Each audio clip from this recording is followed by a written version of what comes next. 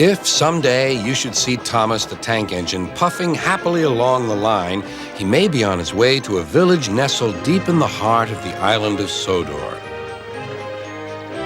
One November morning, Thomas whistled to all his friends. "It's nearly Thanksgiving, and I'll bring you lots of letters and parcels." But then an early snowstorm came.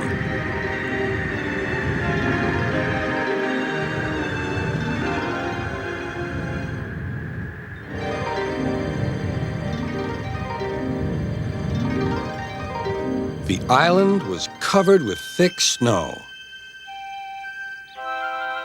The engines found work difficult. Some had to help clear snow from the track, and workmen hacked away at the frozen banks of ice. Thomas and Percy were collecting important mail for Thanksgiving. "Driver says there's lots of mail for the village," said Thomas. "I'll need an extra car for it all." Percy was feeling left out. "It's not fair. You're not leaving any mail for me." But Percy's chance had come.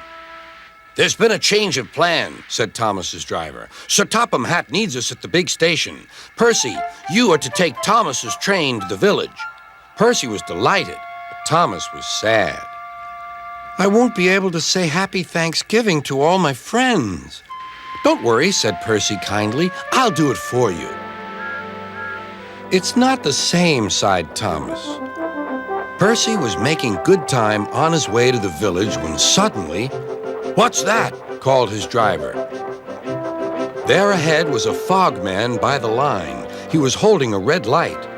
"The village is cut off by the snow," he shouted. "We need snowplows, workmen, and a helicopter. Leave your cars in the sidings and go back quickly." Percy was soon steaming to Harold's airfield. "Beep, beep," whistled Percy. "Wake up, lazy wings. The mountain villagers need your help. They're stranded." "Whiz-oh," replied Harold. "I like an emergency to keep me warm." And he buzzed away.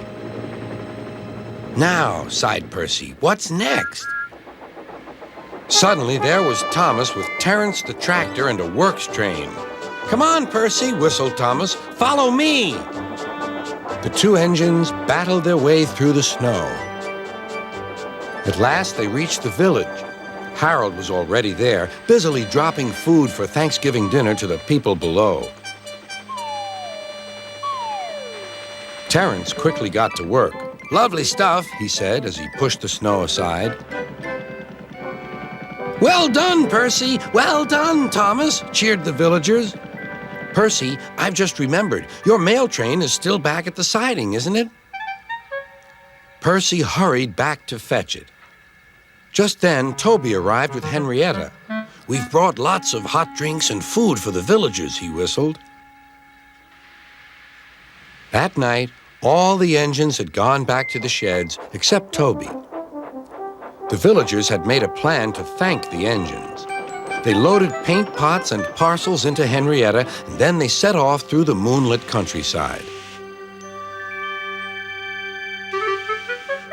All the engines were fast asleep in the sheds as Toby ran silently into the yard.